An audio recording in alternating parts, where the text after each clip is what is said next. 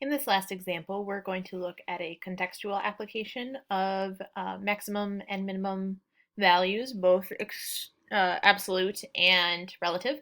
So in this example, we're going to find the maximum acceleration attained on the interval 0 to 3 by the particle whose velocity is given by v of t. Now, we have to be a little bit careful here because when we're finding the maximum of something, so if we're finding the maximum of something, that means we have to use the derivative of that function. So we actually have to use the derivative of acceleration here to find our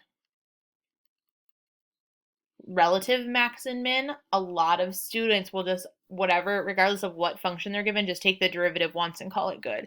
But the thing that you're trying to find the maximum and minimums of should be you're using the derivative of that. So even though we start off with v of t here, we actually have to find the derivative of acceleration. Oh, I guess it should be t here.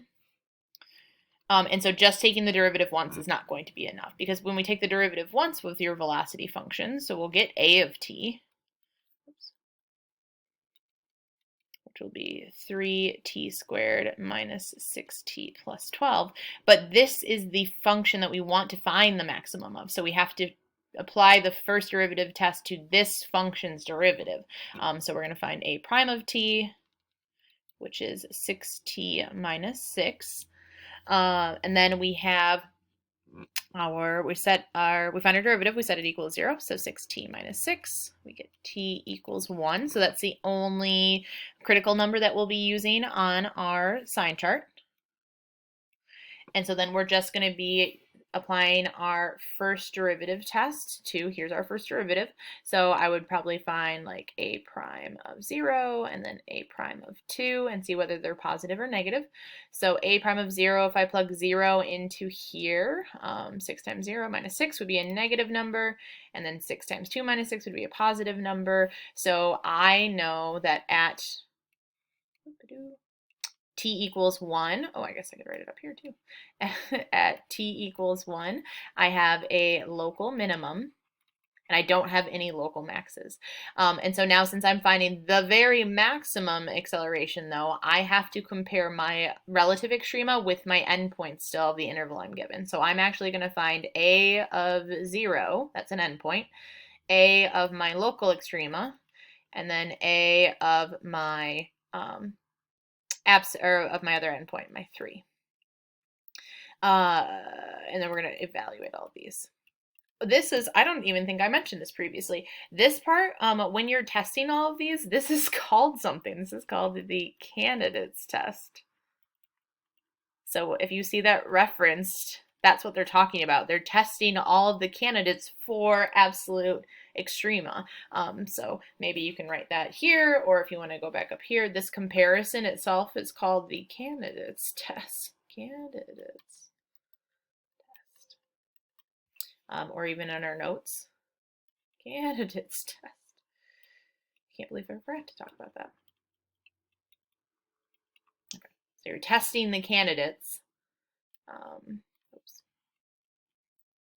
for your absolute extrema.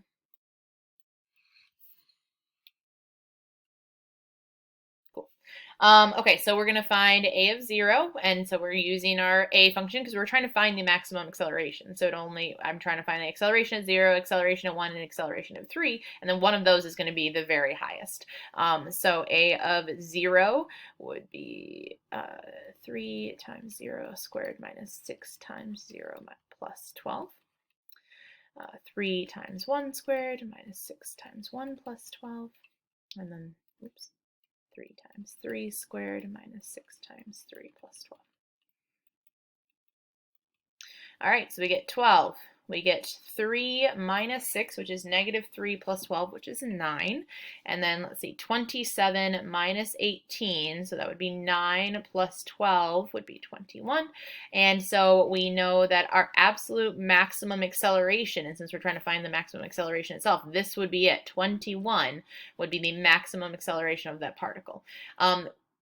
one other thing was it was a little bit silly of me to test A of 1 because we know this is a local minimum, which means automatically there are going to be other points higher than that on my graph. So I know that 9 can't be my maximum acceleration anyway, but I always like to put our extrema in here just in case, like just so you develop that habit of doing that.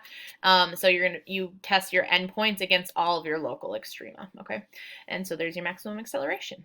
And that's actually where we're going to stop. You do have some notes on the next page maybe, but we already filled out the bottom part of it. And so we're going to stop here. Thanks, guys.